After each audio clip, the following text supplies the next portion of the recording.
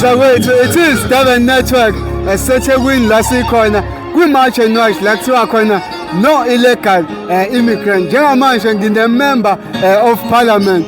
Mfowethu uzizwa kanjani ukuthi ube yingxenye yale march enkulukazi? No baba, umzabalazo obaluleke kakhulu lo. Omama ngo-1976 bamasha bemashela amapasi in this country imposwa i-apartheid government. Lento yenziwe omama la ngoba babona beze ngobuningi nje.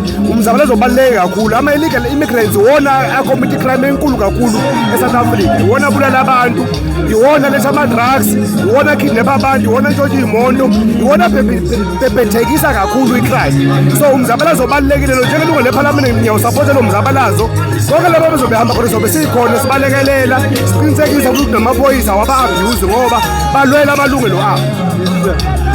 Mfowethu ngathi abantu besifazane akujwayelekile ukuthi bahlangane ngazwilinye, kodwa la bahlanganile bathi bazolwisana nesihlava, kakhulukazi abantu abangama-victim, abantu abangama-illegal immigrants, kakhulukazi ngesimo sama-drugs, ukuthi bayakholela ukuthi iningi lalabantu abathengisa ama-drugs abanye balabantu. Kunjalo nje mfowethu, ngoba ngisho ukuthi umzabalazo obaluleke kakhulu futhi abawuqali namhlanje, kodwa siyabona ukuthi baphume ngobuningi kakhulu omama namhlanje. Yikho sithi siyawuncoma lo mzabalazo, siyawusapotha, sohamba nawo la uhamba khona, soqinisekisa futhi ukuthi ugcina uba effective, uba ne-impact, ngoba yilokho okubaluleke kakhulu.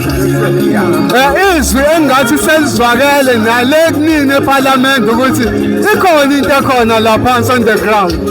Hayi sizwile nami ngisuka khona eCape Town ngoba ngilana nje namhlanje, ngohamba kusasa ngizele wona lo mzabalazo. So soqhubeka siwusapothe, sokhuluma nangawo kuma-platforms ethu le Parliament ephezulu ukuthi khona into ekanje umzabalazo wabantu okumele isapotwe ejinweni ey'khozo kumele iqhubeke phambili.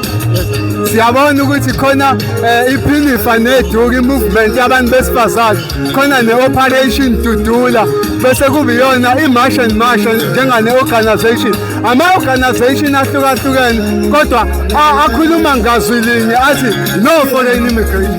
Injalo nje my brother, ama-illegal foreigners asiwadingi in this country, even lawo a-legal asidingi ukuthi ishethe imisebenzi yabantu engabi yenziwa abantu base-South Africa.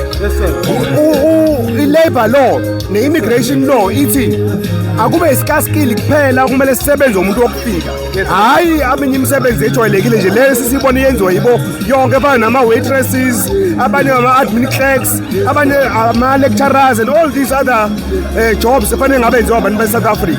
So silapho nje sithi ama-immigrants whether legal or illegal abayeke imisebenzi yethu yabantu base-South Africa, le misebenzi abengekho legal futhi abahambe.